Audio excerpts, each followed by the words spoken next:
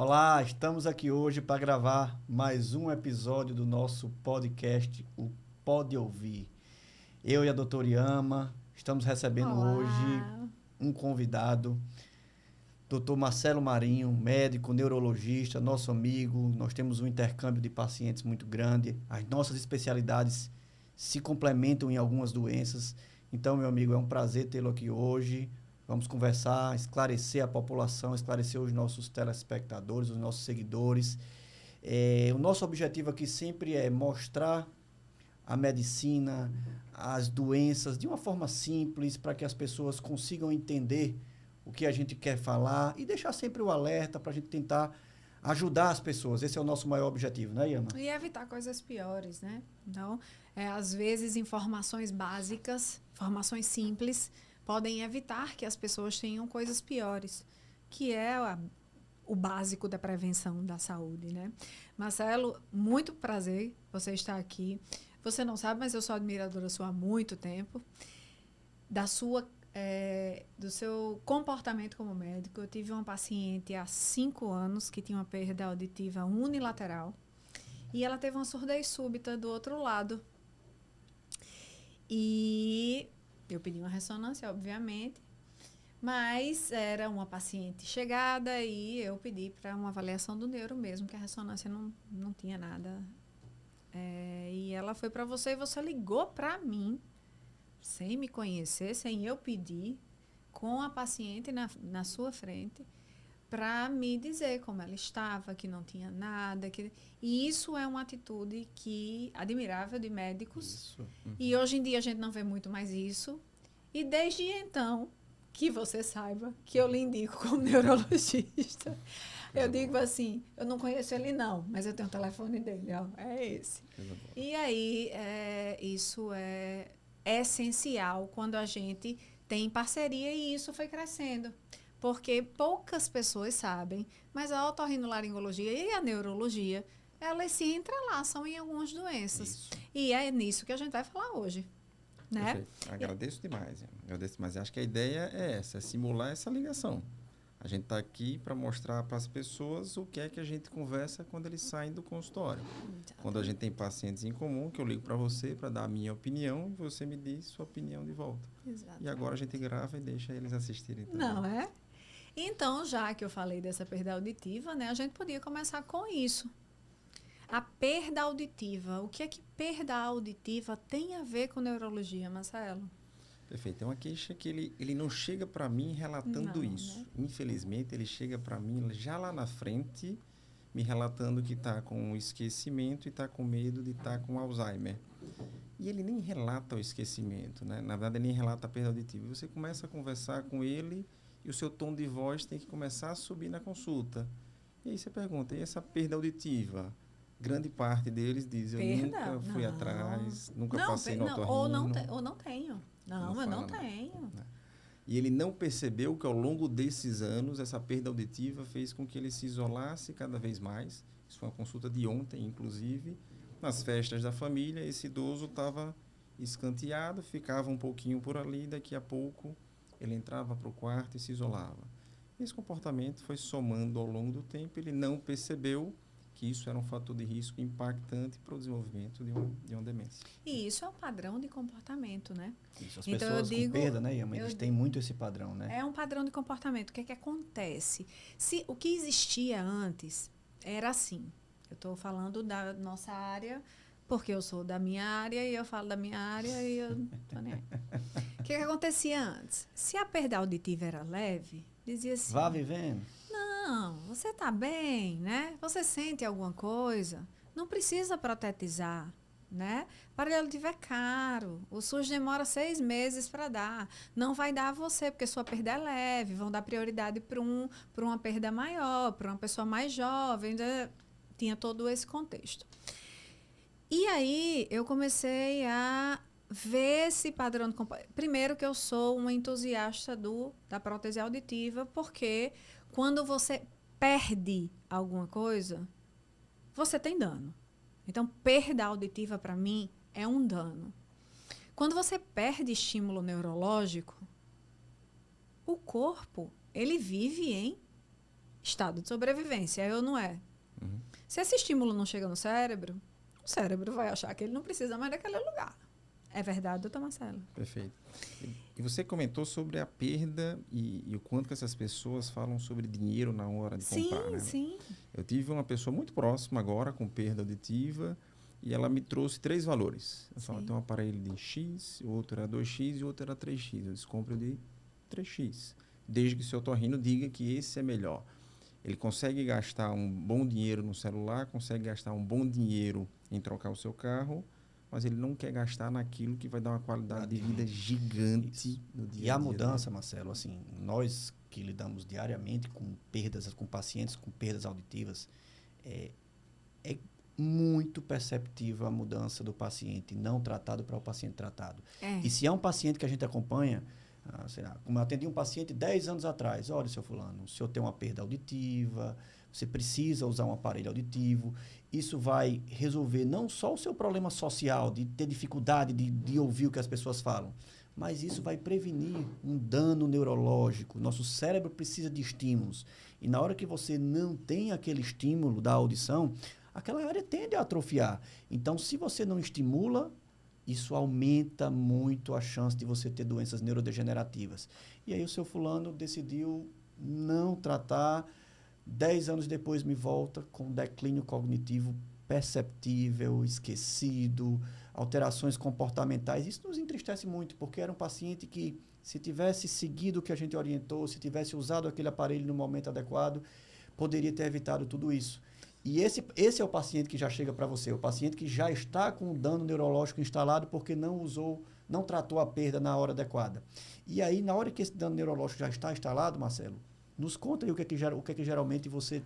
Como é que você conduz esses pacientes? E só para correlacionar um pouquinho com o que você falou, Luiz, antes, esses pacientes, eles compram palavra cruzada e fazem palavra cruzada diariamente, dizendo, estou comprando isso para estimular o meu cérebro para não ter demência, mas ele não vê que durante todo o dia ele foge de estímulos auditivos porque ele não escuta. Então, ele acaba se isolando, né? Então, o paciente já chega para mim com dano instalado. Ele está com a perda de memória mais impactada, ele já está com perda de função. Então, muitas vezes, ele não está mais em estágios pré-demenciais. Ele já está com demência instalada, ele está com Alzheimer, por exemplo. E é um paciente que vai ter um ganho muito menor mesmo com a protetização. Sem dúvida, sem dúvida. E aí, quando está na fase até mais avançada, aí o desafio é para vocês. Como é que vocês vão colocar a prótese já nesse momento avançado? Aí sempre precisa dá de tentar. terapia sonora, precisa que... A terapia auditiva, e esse aí já é um outro desafio. Outro desafio, porque ele tem que aprender, porque... Eu coloquei o aparelho e não está se vindo. O paciente tem a ideia, existe um mito na cabeça do paciente, que independente da perda dele, ele vai botar o aparelho e vai voltar a ouvir exatamente tudo, como ouvia antes. Exatamente. E não é assim que funciona. Quanto maior a perda, menor é o ganho de qualidade de som.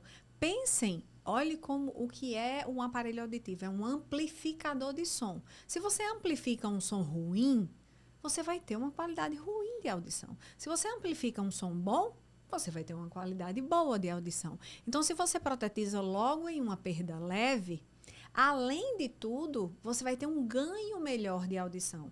Você vai ter o ganho mais próximo da sua audição normal. E eu costumo muito, Yama, falar aos pacientes assim, você também já deve ter ouvido, Marcelo, Yama ouve isso todo dia, assim como eu. Olha, eu botei o aparelho, meu pai colocou um aparelho, minha mãe colocou, e eu não me adaptei. Isso, hoje em dia, a gente sabe que isso praticamente não existe. Não existe. Você não se adaptou quer dizer o quê? Você não teve aquela resposta imediata que você queria ter. Se você usar o aparelho todos os dias, tirar esse aparelho só para dormir, só para tomar banho, se você fizer terapias auditivas com fonoaudiólogo para ajudar nessa adaptação, porque assim, muitas vezes o paciente, quando já tem um declínio cognitivo, já tem um problema neurológico, aquele som que chega, ele não, aquilo para ele vai ser um barulho que vai incomodá-lo. Então, ele precisa ser adaptado, ser treinado para aquele novo cenário. Então, o que nós queremos hoje em dia é evitar que o paciente chegue nesse nível. A gente quer pegar o paciente no início para que a adaptação seja mais fácil e para que ele evite esse dano. Recentemente saíram estudos aí mostrando bem impactantes sobre isso, né, Marcelo? Sem contar que o paciente chega com a perda leve, deixa a perda crescer e vem um zumbido. Aí vem a piora da qualidade de vida. Aí é um paciente que já tem aquele padrão. Eu tenho um padrão lá no consultório que eu falo. Eu disse, mas minha perda é muito leve, doutora. Eu disse, mas tua perda leve vai fazer assim. Seu neto vai falar, porque criança não vai entender que ela vai ter que repetir o avô, o que ela falou, né? Então, você vai se isolar. Com seu isolamento, você vai ficar triste. Com sua tristeza, você vai ficar depressivo. Com a falta de estímulo neurológico, você vai ficar com falta cognitiva. Você vai ter uma predisposição à demência. Se você tiver predisposição a Alzheimer, você vai ter um Alzheimer precoce. E aí você vai ficar isolado, depressivo e com Alzheimer. Porque tem um tabu, um preconceito de que o aparelho auditivo lhe dá uma impressão de limitação. É isso que os pacientes veem. E veja que a família tem um papel importante, né? Demais. Eu fiz uma coisa lá em casa, um dos dois postou, na verdade os dois já postaram várias vezes sobre isso. Eu simplesmente repostei e marquei Dona Natécia, que é minha mãe. Que ela tem uma perdazinha leve e eu sempre chegava. Você vai usar aparelho? A frase usual é: eu não vou usar aparelho de jeito nenhum. Ai, como eu queria dar E eu um só aparelho repostei, agora. marquei ela, que era perda auditiva e cognição. Adivinha quem me respondeu no Instagram? Onde é que eu marco a minha consulta com o otorrino? Então, se a gente mostrar essa importância, então acho que a família pode mostrar, eles vão buscar também. Gente, cognição que Marcelo está querendo falar é nosso poder de pensamento, de entendimento, de raciocínio, né? A única coisa que nos difere dos outros animais, tá? É isso.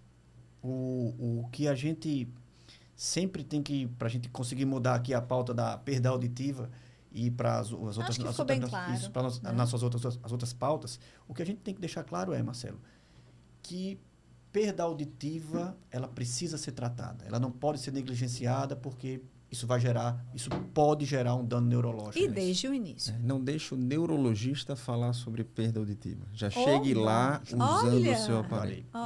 Essa é a ideia principal. Que frase! Perda auditiva não é coisa de neurologista. Mas vai virar se você não botar o aparelho.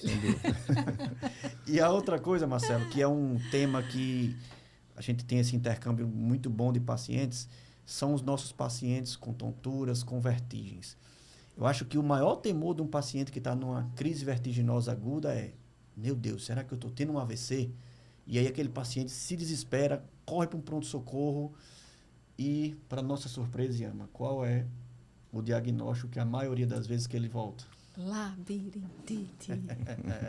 Eu queria passar uma hashtag, assim, todos os dias. Eu queria ter uma disciplina de passar assim: pare de falar labirintite.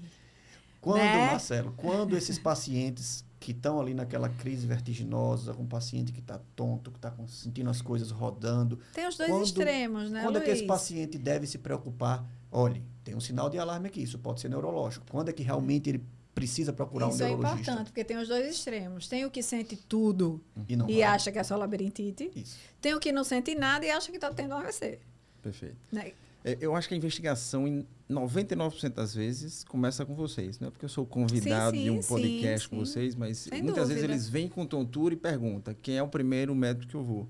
A enorme maioria das vezes, vá para um otorrino, né? Uma minoria dos pacientes, a tontura vai ser, de fato, neurológica.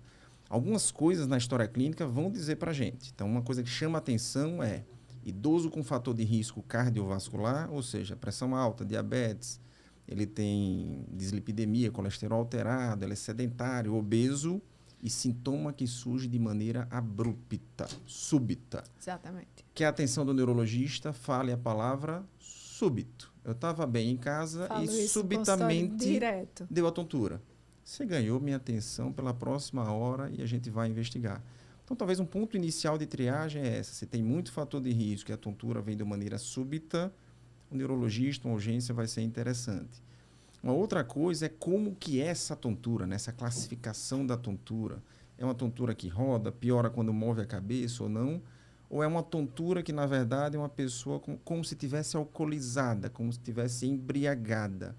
Para esse tipo de tontura que parece que está embriagado, o neurologista também pode ter... Desequilíbrio, né? É uma tontura que vai e volta? Provavelmente não há tontura neurológica. Altera, você tem alterações sensitivas.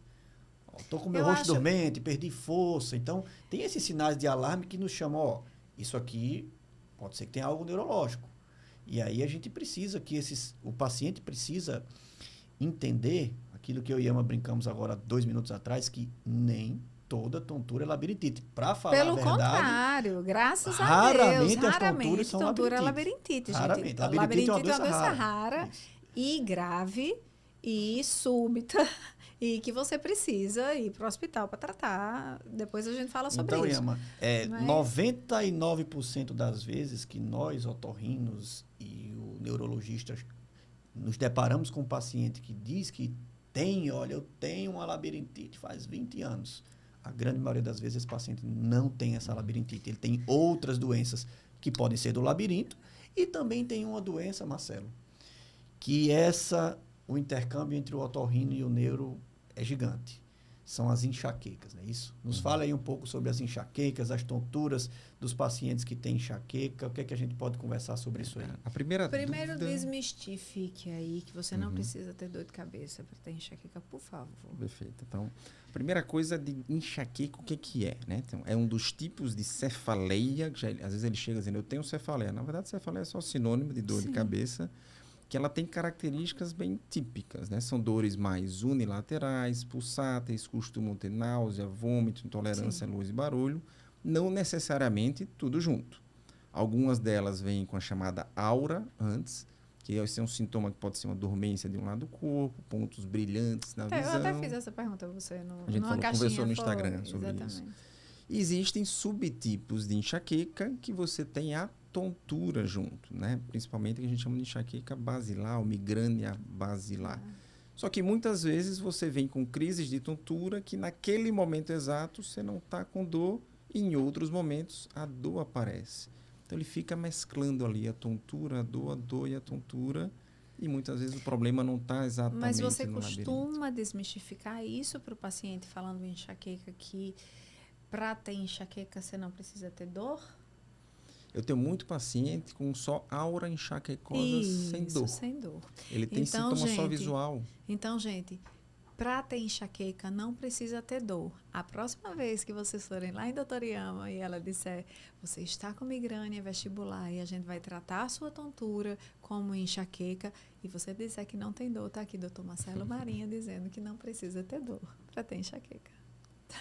E isso é comum, né? Então, esses pacientes chegam com sintoma visual, tem pacientes que vão só com dormência recorrente.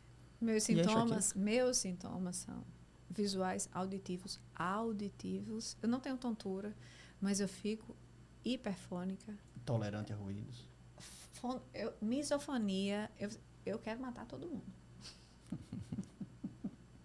Matar. Porque eu chego já atolada, e isso é enxaqueca, tá, gente? Né? E eu chego em casa, tá meu filho com um tablet, ouvindo uma coisa alto, meu outro filho no outro, e meu marido assistindo televisão e a panela de pressão. Eu quero matar todo mundo. O ruído incomoda muito, né? O ruído, a luz incomoda muito esse Aí eu paciente. respiro fundo e digo, não são eles, sou eu. E eu ensino isso a minhas pacientes. Não são eles. Não é o seu meio que está fazendo isso com você. É você que está hipersensível. Então, eu sempre tento, e me corrija se eu estiver errada, explicar a enxaqueca como um estado de hiperexcitabilidade.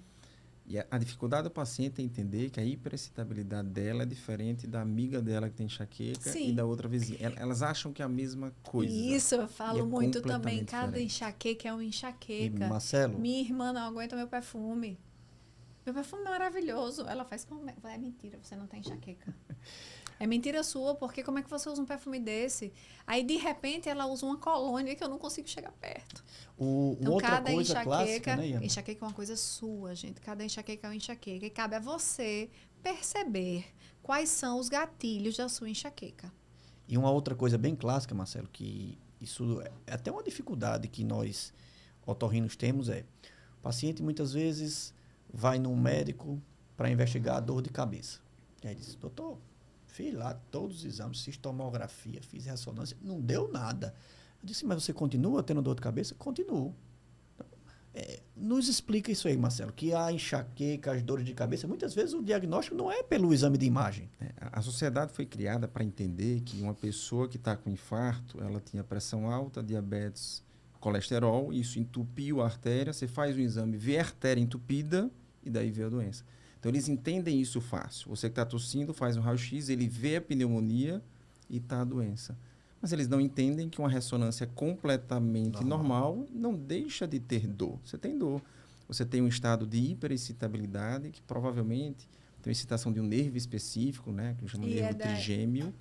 E é daí que vem a dor. Então, o tratamento ele vai bloquear exatamente esse estado de hiperexcitabilidade. Por isso que alguns tratamentos, inclusive, se aplica toxina botulínica, você faz bloqueio de nervo para melhorar a dor de cabeça. Já fiz, inclusive. Hoje eu fiz um bloqueio de nervo exatamente para isso. E a queixa era dor de Próxima cabeça com tontura. Inclusive, Próxima vez eu vou fazer com você. Enxaqueca com tontura, que Marcelo está querendo dizer, é o que a gente chama de enxaqueca vestibular. Vestibular é quando a gente se refere ao labirinto. O nome que a gente chama no Brasil é migrânia vestibular. Mas migrânia é um nome gringo. Então, enxaqueca vestibular. Enxaqueca labiríntica. Enxaqueca vestibular é a enxaqueca do labirinto. Por que enxaqueca do labirinto? Você pode ter enxaqueca no labirinto. Enxaqueca não é no cérebro? Gente, o labirinto é no cérebro. Né? É bem pertinho ali. Tá tudo, faz parte do ouvido interno. Faz parte do ouvido interno. São células neurológicas. Então, se é uma neuroinflamação difusa, se pega o nervo do trigêmeo, que é um nervo de dor, vai doer. Se pega o nervo óptico, que é um nervo de visão, você vai ter fotofobia. Se pega o nervo do equilíbrio, que é o nervo vestibular, vai dar tontura. Se pega o nervo auditivo, vai dar fonofobia. Então, essa neuroinflamação que a enxaqueca faz, em algumas pessoas, tendo neuroinflamação ou não, associado à hiperexcitabilidade inevitável do dia a dia da gente hoje, porque ninguém hoje não tem uma hiperexcitabilidade diária. Os estímulos são gigantes. O problema é quais são os estímulos. Então, alguns muito comuns, estresse. Aí você vai falar, diminua o estresse. Na mesma hora, o paciente olha para você e diz, como? Né? Marcelo, para mim, que tem um gatilho visual, essa sala, eu já contei todos esses bichos aqui de trás. Aqui. Não tô brincando. Vamos falar do outro estímulo. Sol. Você sai daqui, aguento. Cidade de Natal. Meio-dia. Calor. Não. Algumas coisas dá pra gente mudar, né? A gente fala de estresse, no começo o paciente recua, mas você é meio que refém da sua vida. Você faz escolhas, né? Claro. Uma das pacientes de hoje, ela estudava de manhã, fazia faculdade à tarde, trabalhava à noite. Tá certo, tem a sua necessidade. Mas, às vezes, você não nota que você entra num ciclo vicioso que está gerando o seu próprio estresse. E grande parte dos pacientes, eles são cegos a isso mesmo. Então, você tem que conversar e dar uma de psicólogo ali mesmo e fazer ele perceber isso. Porque vocês, no dia a dia, fazem muito. Demais. E também nós estamos numa geração estimulando a alta performance.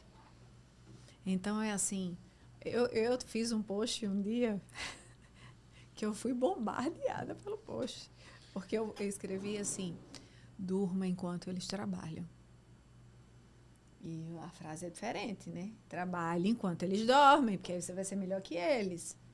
Mas se você não dorme bem, gente, você não Nada rende, funciona. Né? Nada funciona. E aí, doutora, tá errado. Doutora, você errou a frase. Doutora, você errou a frase. Eu disse, gente, lê a legenda. Porque ele a gente só leu o principal. Lê a legenda. Então, é muito importante. Eu acho que a enxaqueca precisa ser muito bem falada. Eu falo muito de enxaqueca no meu Instagram, porque eu pego muito enxaqueca. Eu acho que a gente atrai nossa energia. Eu sou enxaquecosa, então eu atraio muita paciente enxaquecosa. E hoje em dia, né, Yama, e tem que disseminar muito isso. A gente tem, nós que somos otorrinos e conseguimos ter esse intercâmbio com outras especialidades, como nós temos com o Marcelo na neurologia, a gente vê que o tratamento da enxaqueca hoje em dia, as opções, tanto abortiva das crises, quanto as opções para prevenir as crises, que é o principal, tem muitos pacientes Não, estou com crise de enxaqueca, vou ali tomar um analgésico, tomar um anti-inflamatório, acabou. E aí fica tendo essas crises de forma recorrente. E não tem autoconhecimento, ela não sabe nem qual é o E aí, hoje em gatilho dia, dessa Marcelo, a gente crise. tem muito, hoje em dia, né? Muitas medicações. A gente tem comprimidos já clássicos, remédios que são usados, criados para ansiedade, para depressão, para convulsão, para pressão alta, que são usados para enxaqueca, que ainda são muito eficazes, mas já teve muito avanço. A gente comentou um pouquinho sobre toxina botulínica, Sim. que hoje é usada para tratamento de Eu enxaqueca. fiz e fiquei muito bem. Fica bem. E hoje já chegou no Brasil, há alguns anos, na verdade, você toma uma injeçãozinha por mês e você fica... Eu tenho um paciente que faz, mas muito eu não bem. conheço. Só tem um problema que o preço ainda é um pouquinho mais caro, mas eu tenho alguns pacientes usando... Mas são pacientes com migrânias bem mais complicadas, bem né? fortes, e aí elas fazem. E quando você vai ver o quanto que ele está gastando por mês com analgésico e com os comprimidos... Não, e a Eu qualidade sempre compensa mando o muito. paciente fazer essa conta. E a qualidade de vida, né, Marcelo? Um exemplo clássico, o Marcelo está falando aqui, eu estou me vendo nesse exemplo. A minha esposa, ela teve um quadro de uma enxaqueca dessa, que, Marcelo, a gente fez todo esse compêndio de medicina nela aí. Ela está fazendo as injeções desses anticorpos monoclonais. Marcelo fez o bloqueio do nervo dela lá em casa. E assim, passou-se um tempo para a gente conseguir o quadro, estabilizar o quadro dela, mas agora, até antes de começar aqui, eu conversei com ele, ó, tá ótimo, o quadro estava, faz um mês que não tem crise, mas ele teve que lançar mão de todas essas medicações para tentar estabilizar o quadro e para fazer com que ela não tenha mais, porque dentre os sintomas principais dela, que ela relatava, além da dor, muita tontura. Era uma tontura assim, que ela dizia, olha, eu me sinto embriagada, eu não consigo fazer nada, eu passo o dia deitado na cama porque roda tudo, eu estou muito ruim. E foi um desafio. A esposa de um otorrino reclamando de tontura. Então, foi um desafio. E que não é vestibular. E que não era. Foi um desafio para a gente tratar isso aí. E que não é vestibular, teoricamente. E foi uma enxaqueca de difícil controle, para Marcelo, para a gente conseguir controlar. Então, assim, isso a gente está falando aqui porque são exemplos do dia a dia. E para a gente o médico não está isento disso. E para a gente a gente conseguir mostrar ao paciente que, às vezes, uma tontura não é só um problema do labirinto. Tem uma enxaqueca por trás. Às vezes, um problema neurológico, o neurologista precisa que a gente trate o labirinto daquele paciente. O intercâmbio dessas especialidades é muito próximo. Então, assim, a gente precisa que a medicina seja ampla. Se a gente não caminhar para aceitar que a gente precisa de equipe multidisciplinar para trabalhar, porque o corpo está todo interligado, a gente não vai conseguir se comprometer com a melhora e com a cura do paciente. Isso é um fato que todo mundo deveria saber e aceitar. Todo médico devia saber e aceitar isso. Então, Marcelo, nos deixe aí, meu amigo, a sua mensagem, o que é que você orienta para esses pacientes com tonturas, com perdas auditivas, porque a gente queria muito passar aqui o dia todo conversando, mas eu adorei. Mas, infelizmente, o nosso tempo é... Um dia ele vem só para tontura. Tá? Vamos lá. Eu acho que são esses dois cenários principais, né, Luiz, que a gente tem que deixar bem claro. O primeiro é o idoso que está com perda auditiva. Não trate isso como um vozinho engraçado que não escuta e que simplesmente não participa. Pense nisso como um fator de risco para lá na frente ele ter uma demência. Então, trate o quanto antes, de novo. Não deixe que eu, Marcelo, neurologista, vá falar sobre perda auditiva, porque aí a gente já perdeu muito tempo. E se lembre que é você que vai cuidar dele. Perfeito. Isso é um gatilho bom. E a família sofre muito junto, né? E o segundo cenário é esse, na tontura, a interface que tem entre doenças do labirinto e as doenças neurológicas. Cuidado com a tontura, que a gente chama central das doenças do neurologista, principalmente. Se tem déficits, fraqueza de um lado do corpo, boca torta, perda de sensibilidade. Ataxia, né, Marcelo? Perda de coordenação, ataxia. Isso. O que vem de uma hora para outra, subitamente, isso pode ser neurológico, especialmente nesse grupo que tem fatores de risco cardiovascular, pressão alta, diabetes. Então, você vai para o hospital achando que é neurológico, chega lá, faz todo... Aí não é, aí agora vai lá para o otorrino que a gente resolve, né, Luiz? É esse cenário. E na enxaqueca, lembrar, nem toda tontura vem só de doença do labirinto, né? Então, até está envolvido, mas é um problema maior. Isso, nós podemos ter tonturas centrais no labirinto. Isso. Olha. E aí a gente precisa controlar aquele quadro enxaquecoso e precisamos ajustar, equilibrar o labirinto do paciente para que a gente consiga a melhora. Não é isso mesmo, Yama? É isso. Isso me encanta. Eu poderia falar 2 horas aqui, ainda mais que Marcelo, tô vendo que ele gosta de falar também. Vou chamar ele para vir um dia aqui só para falar de tontura, porque aí vocês vão... Então, doutor Marcelo, Muito obrigada, obrigado, meu Marcelo. amigo, por ter vindo aqui De hoje. coração, foi uma participação muito rica no nosso Muito podcast. conteúdo. Um conteúdo que vai certamente ajudar muita gente. Você descomplicou muita informação para as pessoas. E esse é o objetivo do nosso projeto. E a gente está muito agradecida de você ter aceitado o nosso convite. E muito obrigada. E para vocês, gente, vou deixar o doutor Marcelo se despedir, né? Porque eu sou acelerada, vocês sabem. Vou deixar o doutor Marcelo se despedir e eu me despeço logo em seguida, tá? Eu que agradeço. Isso aqui, para mim, é uma ligação que a gente colocou no Viva Voz das situações do nosso dia a dia. Para mim, essa é a interpretação da conversa que a gente teve e que eu sei que vão continuar tendo ainda durante um bom tempo. Até para exemplificar isso, por exemplo, na residência médica, a sala que fica em frente, a minha da neurologia, era da otorrino e vizinho a ela era da oftalmo. Então, essa interface neuro com otorrino e oftalmo é gigante. Eu agradeço, a gente fica à disposição para conversar um pouquinho mais. E sempre que precisar, eu já ia começar a falar. A gente não se equilibra só com o labirinto. Tem o olho, né? Muito obrigado, tchau, pessoal. Gente. Muito tchau, obrigada. tchau. Até o próximo.